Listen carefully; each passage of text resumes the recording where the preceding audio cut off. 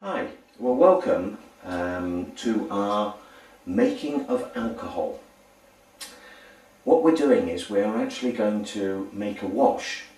Wash is a technical term that is used for a base, an alcoholic base that can then be fed through a still of some sort. So the wash in the main will be either sugar or glucose, as far as we're concerned that is, although you might want to use wine or anything else like that that can be used in a wash. The wash that we're going to do today, we are going to do a triple distilled wash. Now the triple distilled is a very special yeast that we use, and we would try with the triple distilled to create something that literally tastes of nothing. We're looking for alcoholic water, because obviously whatever happens in the initial fermentation, by the time it's then distilled, if there are flavours in it, they will be more concentrated. So we're doing obviously the still spirit stuff, the best range on the market. It's the most comprehensive selection of product for distillation. They have been around for many years, based in New Zealand, and they have obviously perfected the art of distillation.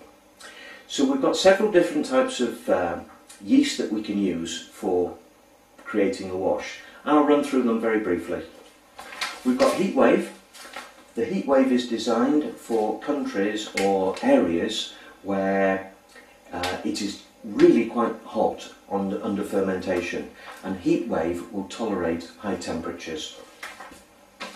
We've also got the express.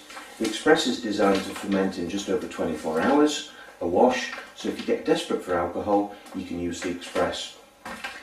You've also got the power, which is designed to produce 20-23% of alcohol in your actual fermentation, so when you do come to use that particular wash you'll end up with a lot more alcohol. You've also got the Classic, which is the best-selling turbo yeast on the market. The Classic is designed to produce a 6 to 8 kilo version and will produce between 14 and 18% alcohol in 5 to 7 days. And finally, you've got the new generation, which is the triple distilled. The triple distilled uses 6 kilos of sugar or 7 kilos of glucose powder and is designed to produce a wash at 14% alcohol.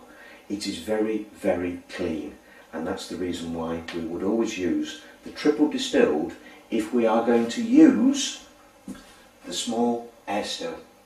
If we use a big still, it really doesn't matter which wash we use, but just remember, heat wave will not produce good quality alcohol because of the problems of temperature. Express, because you're rushing it, will not produce such good quality alcohol as the Classic and the triple distilled. The power, again, will not produce good quality alcohol because of the strength. So each yeast has its distinct purpose as to what it should be used for. As I say, the triple distilled is the only yeast that should be used with the small air still. This particular baby here should only ever have the triple distilled.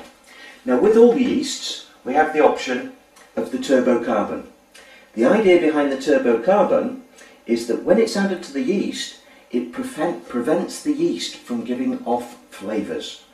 So we end up with this neutral product that we're looking for, this product that literally tastes of alcoholic water. If you make wine and if you make beer, you will know that yeast does give off flavours, and in the main, provided you take the right strain of yeast, those off flavours will actually improve the quality of your wine, will improve the quality of your beer. In distillation, we don't want any off flavours. So I can only stress, triple distilled is the most important yeast for the small air still, and turbocarbon should be used with any of these particular yeasts. It must be used with the turbocarbon for the air still. So, this particular part is really important. The other part which comes in, and we'll talk about later, is the clearing. The turbo clear, again, should be used in conjunction with the triple distilled yeast and the turbocarbon. because the Turbo Clear will actually enhance the product by removing more of those off flavours that could have developed during fermentation. So again, very, very important to make sure every time you do a wash for the air still, you use a combination of the three. If you're using the large still, the super reflux still, or any other bigger type stills, as I said to you before, the quality of the yeast is not so important, although to produce the best quality white spirit, you should always use the triple distilled. When I say white spirit, I mean vodka, gin, or light rum. If you're producing with the big still, if you want to produce brown spirit, then the classic is probably the better yeast, because it will actually give off slight off flavours which seem to enhance the darker spirits. So let's get cracking. We're going to get a wash on the go. This wash we can use for either of the two models that we've brought here today, so it doesn't really matter how we break that down. But basically we need to take 21 litres of water, and we're looking for a start temperature of 30 degrees C. 21 litres on our graduation. So 21 litres, just drop the thermometer in. Yep, that's showing 30 degrees C, which is absolutely perfect. 21 litres, we are making a 25 litre wash, but please remember we need to add the sugar to it. The sugar or the glucose powder will increase the finished volume. Now, we've got a decision to make. Do we use granulated sugar, or do we use brewing sugar, or glucose powder as it's probably better known? Let me just run through the two differences. With granulated sugar, you use 6 bags. That is 100% fermentable. With glucose powder, you need 7 bags, because there's about 10% in the glucose powder that is not fermentable. So that's why we need the extra volume. Difference between the two, obviously this is a lot cheaper, this is a lot more expensive. The brewing sugar will produce a cleaner taste in your actual wash. So when the distillation then comes through, you will have a cleaner taste. So the choice is yours. What I always say to people is do one way, do one another way. Take your alcohol, taste it, compare it. If you think the brewing sugar is worth the extra, then buy it. If you don't, stick to the sugar, because that's obviously a cheaper option. So we're going to add to this particular wash 6 bags of sugar. So they just literally go straight in.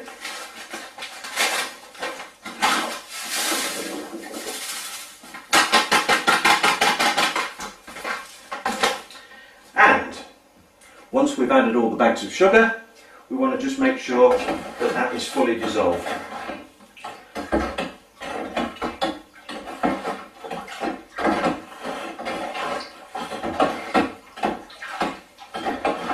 You'll find if the start temperature is 30, the sugar will dissolve very nicely. The other thing that the sugar will do is it will actually bring down your start temperature to nearly 24. And we just want to check that now. Yep, we're down actually at about 24.5, 25. So our start temperature is really good as well.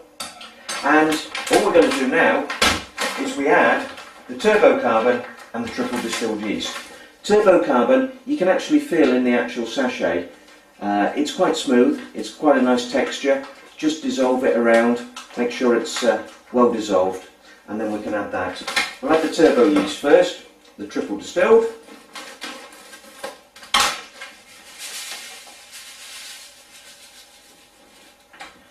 Add the turbo carbon. Again, be careful with this because it is black, and if you get it on your clothes, it's not pleasant.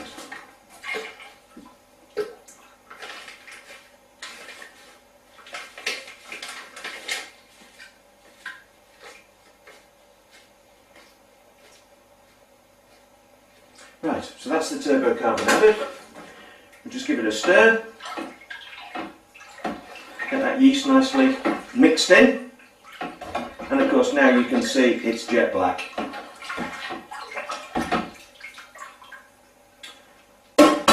going to put the lid on.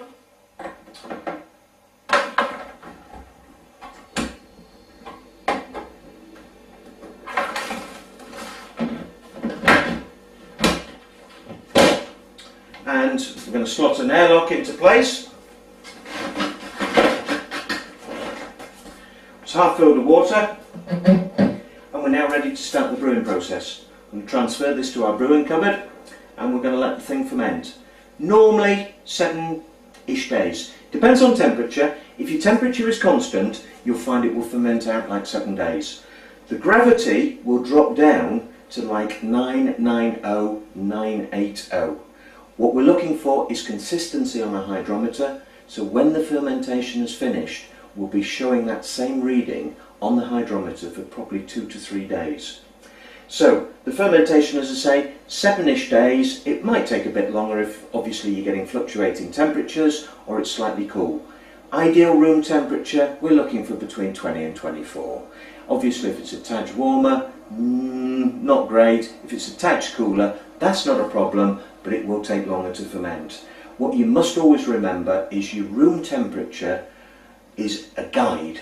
The liquid temperature in the container will be 2 to 3 degrees higher than your room temperature, because as fermentation takes place, the yeast is working, and as it works, it will heat up the liquid.